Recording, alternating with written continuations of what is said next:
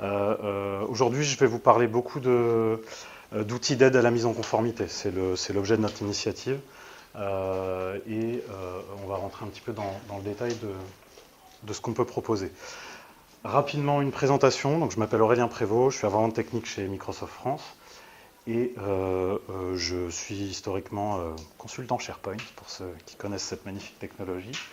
Et beaucoup de monde, j'étais développeur, j'ai fait plein de choses sur SharePoint.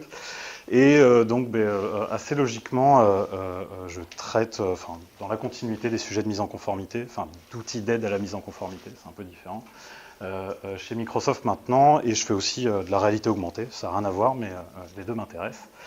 Je suis complètement autodidacte, parce que j'ai quitté l'école très tôt, ça ne m'a pas empêché du coup de rentrer chez Microsoft, ce qui me fait une super transition en plus. Je ne vais pas revenir sur la présentation de Microsoft, par contre peut-être repréciser un peu notre positionnement autour des outils de mise en conformité. C'est quelque chose qui n'est pas forcément évident pour tout le monde. On nous connaît plutôt comme éditeur de solutions bureautiques, collaboratives, etc. On a une vraie volonté, là, depuis maintenant 2 ans, d'aller vers des outils qui permettent de faire et de la sécurisation et de la mise en conformité. On y investit un peu plus d'1 milliard par an en dollars. Ça fait quand même beaucoup d'euros. Voilà, c'est devenu quelque chose de stratégique pour nous. Comme je vous l'ai dit, on éditait des outils collaboratifs. On les édite toujours d'ailleurs. Maintenant, c'est plutôt sous forme de service, mais on le fait toujours.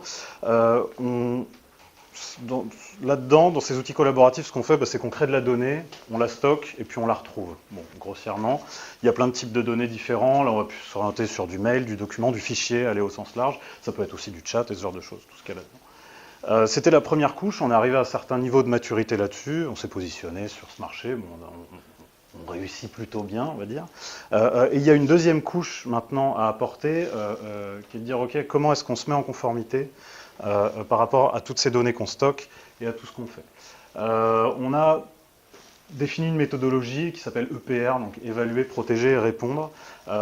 Et autour de chacune de ces initiatives-là, on va venir mettre des outils avec de l'intelligence artificielle et surtout des outils qui sont intégrés dans ce que vous utilisez déjà. On va parler d'usage tout à l'heure, mais du Word, Excel, etc. Donc des outils qu'on édite nous et que vous connaissez tous. On va vraiment venir s'intégrer à l'intérieur